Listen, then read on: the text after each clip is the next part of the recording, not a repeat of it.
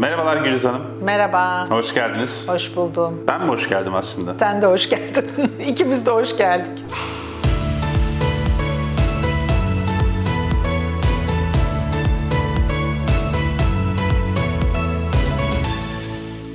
Takipçilerinizden birinin sorduğu bir soruyla yola çıkarak bazı sorular hazırladık. Bunları iletmek istiyorum size. Bunlardan ilki, dişil ve eril enerji nedir? Eril ve dişil enerji hem kadında hem erkekte bulunur. Fizik kanunu olarak bakacak olursak statik enerji ve kinetik enerjiye benzetebiliriz. Her insanın kadın olsun erkek olsun bedeninin sol tarafı dişil enerjiyle sağ tarafı eril enerjiyle ifade edilir. Sol taraf karanlıklarla ifade edilir. Sağ taraf aydınlıkla ya da ay ve güneş olarak ezoterik olarak ifade edilir. Anne ve babayı temsil eder yine sembolik olarak. Aslında birisi bizim hareket enerjimizdir, sağ tarafımız, diğer tarafı ise durağan olan enerjimizdir. Ve bunun dengesi çok önemlidir aslında. Eril ve dişil deyince aklımıza gelen ilk şey olmalı. Yani sadece kadına ait ya da sadece erkeğe ait bir özellik değil. Toplumda dişi ve eril enerjiyle ilgili yaygın spiritüel yanılgılar nelerdir? Maskülen ve feminenle eril ve dişil enerji karıştırılıyor. Yani kadın gibi olmak ya da erkek gibi görünmekle ilgili en büyük yanılsama bu aslında. Bize de böyle ilk başta öğrettiler. İşte eril enerjiniz fazla. Şu anda da en çok kullanılan konu bu. Eril enerjiniz fazla, eril enerjiniz fazla. İşte ne bileyim etek giyin, topuklu ayakkabı giyin. Giysilerinizi ona göre ayarlayın, makyaj yapın, işte saçınızı yaptırın vesaire gibi. Ama bu feminenlikle ilgili, yani işin görüntüsüyle ilgili. Gemiyi yöneten her zamanki gibi enerji olduğu için arada aslında çok büyük bir fark var. Dişi enerji dediğimiz durağan enerji, yani harekete geçemediğin enerji. Eğer sen hayatında sürekli düşünce bazında kalıyorsan dişil enerjin fazladır. Eğer sen hayatında sürekli eylem halindeysen o zaman eril enerjin fazladır. Bunun yanılsaması sanki dişi görünürsem işte ya da kadın gibi görünürsem dişi enerjim fazla, erkek gibi görünürsem de eril enerjim fazla gibi algılıyor. En büyük yanılsama bu. Daha dün konuştuk birisiyle. Dişi enerjisi fazla çünkü niye?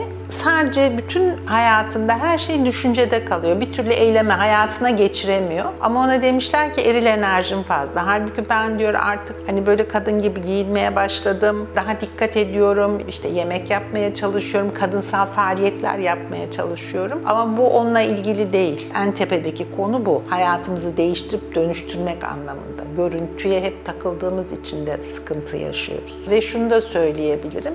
Yani bir insanın kadın gibi giyinerek ya da saçını tarayarak, makyaj yaparak, işte kıyafetlerini, çamaşırlarını ona göre ayarlayarak dişi enerjisi aktive olmuyor. Kendi içimde dişi ve eril enerjilerin dengesiz olduğunu nasıl anlayabilirim? Yani genelde çalışma hayatında özellikle sürekli eril enerjideyiz, sürekli aktivasyondayız, hareket ediyoruz. Dişi enerji dediğimiz aslında sürekli nöronal faaliyetlerin aktif olduğu enerji. Konuşuyorum, hareket ediyorum ya da bilgisayarda sürekli bir yazı yazıyorum. Telefon, trafiği, arabayla gidiyorum, geliyorum, hizmet sektöründeyim, öğretmenim, anlatıyorum. Bunların hepsi eril enerji. Ve bunun fazla olması, yani bunun gün içinde dengelenmemesi demek aşırı öfke ve stres yaratıyor. Bugün özellikle bakacak olursak, yani metropol gibi büyük şehirlerde stres ve öfke çok revaçta. Niye? Çünkü eril enerji fazla. Ve bir ihtiyaç hissediyor insanlar, işte toprağa kaçma, doğaya gitme, bir rahatlamak için çok büyük bir ihtiyaç doğdu. Ama bunu gün içinde evde kendimiz de aslında bir şekilde dengeleyebiliriz.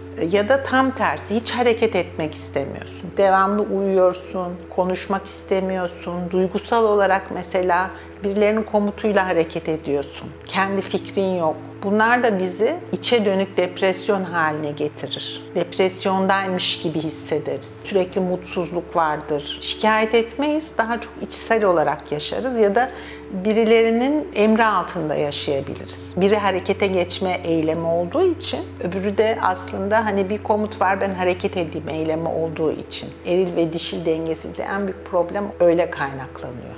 Yani hep dön dolaş aynı şey. Bir şeyi hep dengede tutmamız gerekiyor. Bunun için de farkında olmamız çok önemli. Peki dişi ve eril enerji dengesizliği ilişkilerimi nasıl etkiler?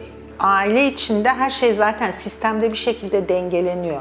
Aşırı hareketli, yani erili fazla kullanan bir enerji olduğu zaman, yani maskülen, feminenden bahsetmiyorum.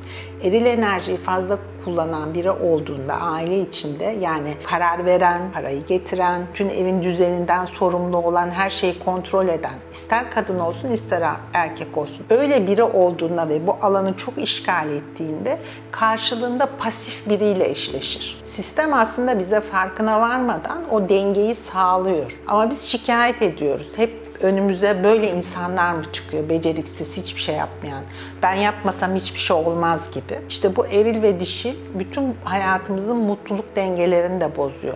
Bir enerji alanı düşünün, %80'ini ben kaplamışım, kalan kişiye %20 alan kalmış gibi. Ama ben kapladığım alanı, yani kontrol ettiğim, yönettiğim alanı geri çektikçe onun alanı genişleyecek. Yani karşı taraf kullanmadığı alana geçiş yapmış olacak. Yine böylece denge olacak. Yin yang gibi, hani videolarını izlerseniz sürekli beyaz siyahın, siyah beyazın içinde bir o büyür, bir o küçülür, bir o büyür, bir o küçülür. Birisi bir alanda fazla kalmaz. İlişkilerin, hani gözlemlediğim açıdan bakacak olsak, ilişkilerin en büyük problemi, temel dinamiği bu ki şu anda kadınlar çok fazla eril enerjide. Hani bir şey yapayım, yönetici pozisyonunda, para kazanan pozisyonunda ya da her şey, evde bile olsa her şeyi kontrol edip düşünen pozisyonunda, o zaman karşısındaki hep pasif olarak dengeleniyor. Yani eril dişili aktif pasif olarak da değerlendirebiliriz bir açıdan.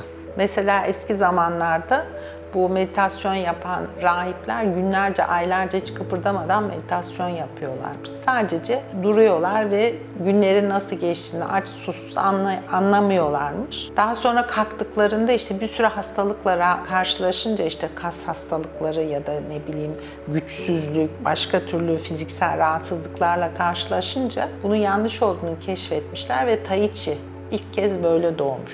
Onun için orada da denge vardır. Mesela yoga yaparsınız, ağaç pozisyonu, köpek pozisyonu vesaire gibi. Onlarla bütün omurgayı açıp, sistemi canlandırıp ondan sonra bitişinde ceset pozisyonu vardır. Hiç hareketsiz durursunuz mesela. İşte bu da eril dişil dengesi. Hayatın işleyiş mekanizmasında da bizim günlük hayatta yaşadığımız her şeyi bu şekilde dengelememiz lazım.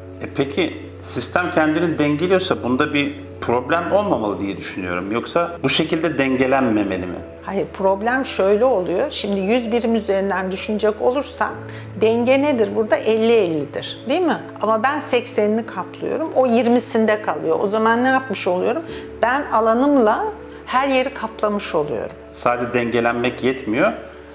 Eşit dengelenme gerekiyor. Eşit, tabii, o çok önemli. Yani eşit dengelenmek gerekli. Şöyle mesela diyelim ki aile bireyleri 4 kişi olsun. 3 tanesi aşırı eril olsun. Bir tanesi de pasif olsun. Eril derken şimdi erilin açığa çıkma şekli, aşırı ürettiğimiz zaman öfke ve stres faktörü çok artıyor. 3 tane öfkeli birim olsun.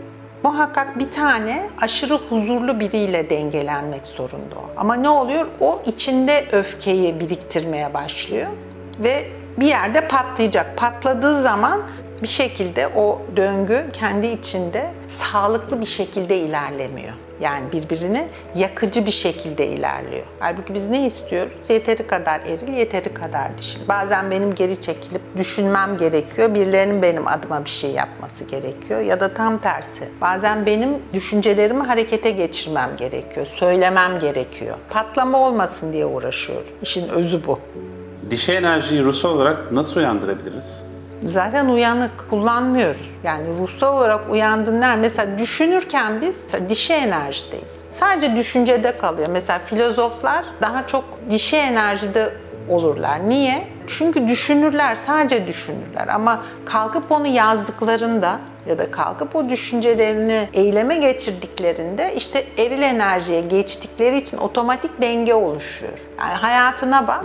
İnsanların mesela sadece düşünüyorsun, aslında istiyorum ama yapamıyorum dediğin her şey Dişi enerji de öylece duruyor. Ne zaman ki yaparsın, eril enerjiyle dengelenmiş oluyor. Ya da tam tersi, aşırı hareketlisin, aşırı erildesin. Sürekli üretim yapıyorsun, sürekli eylem halindesin, sürekli kontrol, faturalar, iş, para, ödemeler falan gibi. O zaman da aşırı erildesin. Birazcık geri çekilip içeri biraz durman gerekiyor. Bu da bir denge. Eril enerjide kalmak zorunda olduğumuz bir hayat programımız var.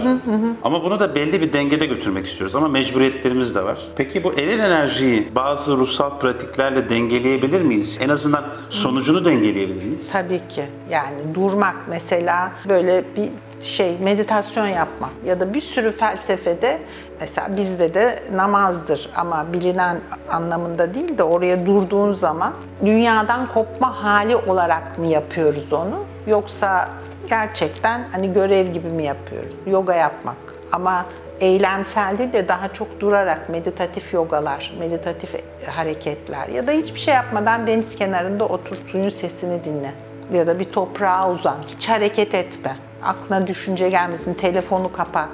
O da zaten kolumuzda saat var. Dıt dıt dıt dıt devamlı eril enerjiyi uyandırıyor. Bu dünyada boşu boşuna bu kadar öfke ve korku frekansı gezmiyor. Sürekli uyarıcı haldeyiz, sürekli eril enerjideyiz. Bilmem anlatabildim mi? Enerji dengesizlikleri ruhsal ve fiziksel sağlık sorunlarına yol açabilir mi?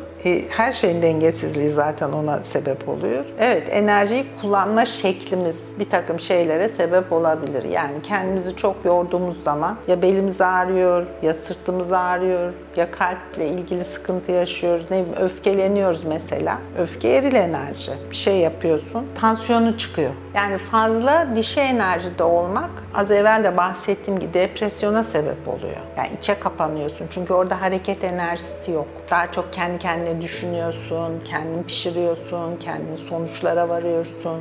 Bununla ilgili herhangi bir eylemde bulunmuyorsun ve içeride kendini doldurup şişiriyorsun. Hareketsiz kalıyorsun, dışarı çıkmak istemiyorsun, evde kalıp hiçbir şey yapmadan öylece yatmak da isteyebilirsin ya da inisiyatifi tamamen birine teslim ediyorsun. O yapsın, bütün kararları o versin gibi.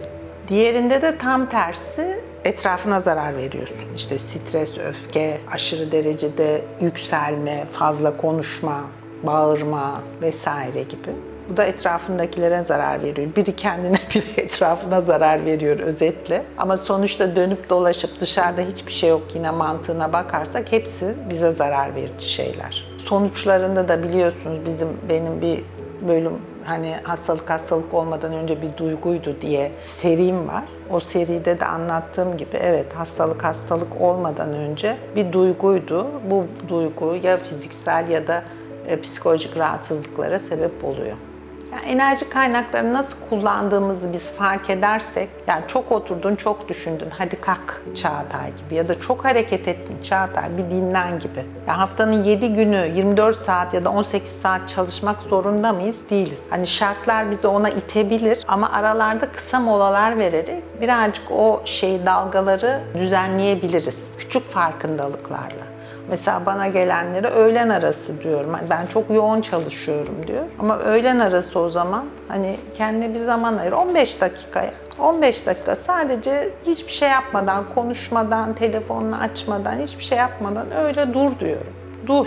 Yani durmayı unuttuk tabii ki. Durabiliyorsak mesele yok. Şöyle bir örnekle açıklamak istiyorum ben. Sevdiğim bir dostum, bir arkadaşımız Barbaros Koyun'u bilirsiniz. Barbaros Koyun'a götürdü. 3 kişilik toplam. Bizi kanoya koydu. Barbaros Koyun'dan açıldık.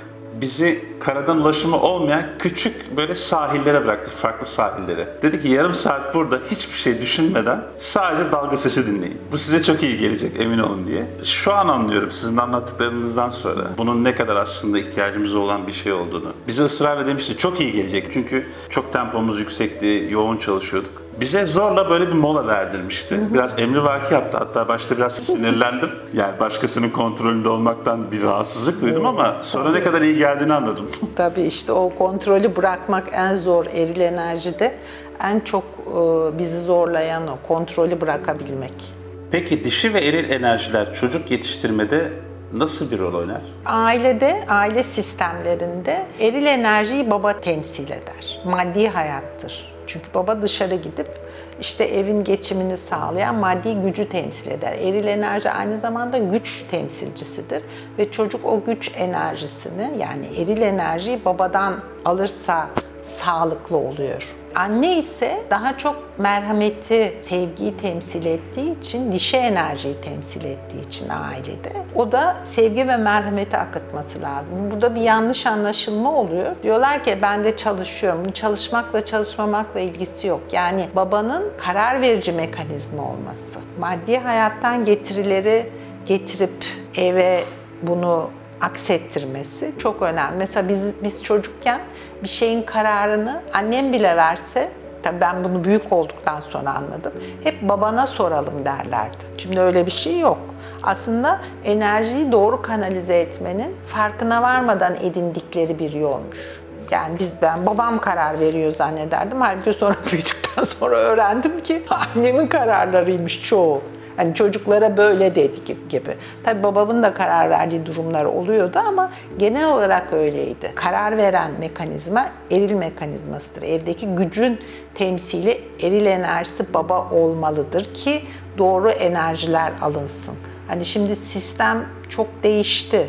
İnsanlar çok genç yaşta ayrılabiliyor. Eskiden daha uzun süreli, daha farklı akışlar vardı ama her ne olursa olsun, boşanmış bir çift bile olsa mutlak surette eril enerjiyi babadan kanalize etmenin yolları bulunmalı bence. Çünkü doğanın düzenine aykırı bir şekilde hareket etmeyelim. Bu kadının pasif ya da güçsüz olduğu anlamına gelmiyor. Şimdi güçlü kadın, ayakları üzerinde duran kadın fenomeni çok işlendi. Bu da kadınları maskülen hale getirdi. Yani eril enerji değil de erkek gibi kadınlar oldu. O da enerjinin aktarımı hatalı oluyor o zaman. Yani hep doğaya uyumlu yaşamaya çalışıyoruz ya, bu enerji aktarımına da çok dikkat etmeliyiz. Dediğim gibi güçlü kadın rolü oynamak ayrı bir şey, güçlü olmak ayrı bir şey.